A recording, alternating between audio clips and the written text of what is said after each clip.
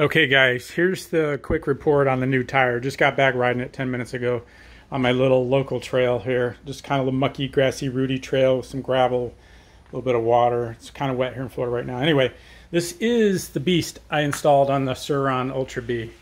It's a 120 by 80 by 19. Now, I kept the original rim, trying to go least expensive option instead of buying the whole new wheel set, 1821.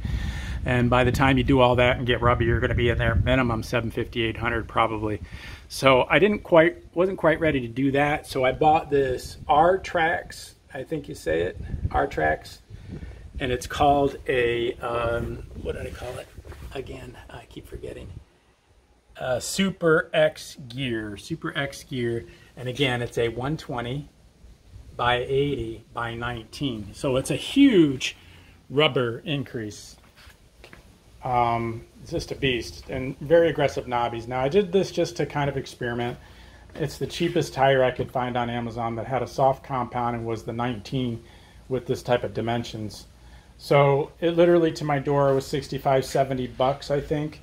And then I didn't tell you, but in the previous video where I installed it, I didn't realize I had pinched it. So I pinch flatted it, had to pull it off again, order another tube from Amazon, put that in. So I had fun with that. You know how much fun that can be.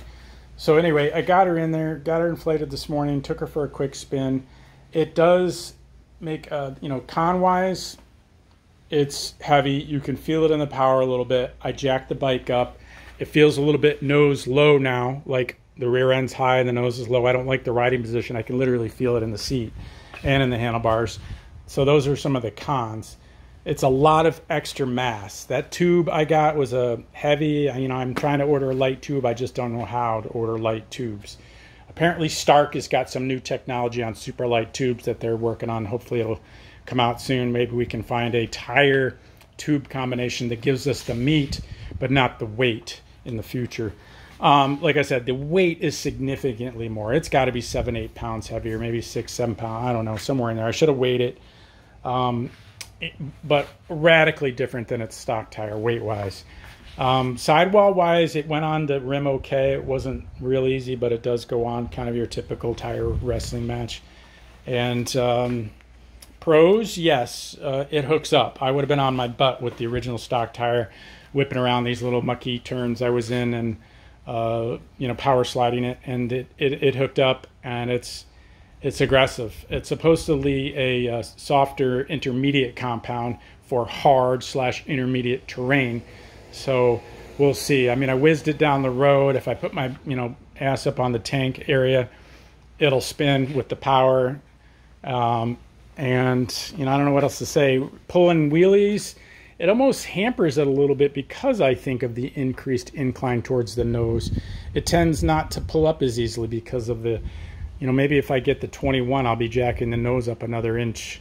And I think that's 1.5 inches if you think about it, right? 2 inches, 20, 21, well, 1 inch maybe. Maybe it's just the additional weight, robbing power, I'm not sure. But would I rather ride it with this tire versus the stock? Yes, all day long.